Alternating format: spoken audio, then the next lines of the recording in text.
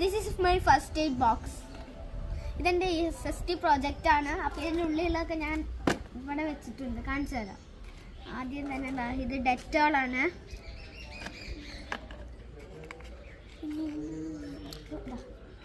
lotion ഉണ്ട്, spectacles, BP check ചെയ്യുന്നതിൻ്റെ പേരെനിക്കറിയില്ല,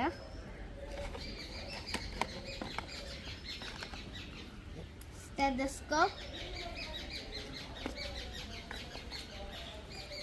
പിന്നെ ഈ മരുന്നൊക്കെ എഴുതി കൊടുക്കുന്ന ബുക്കില്ലേ അത്,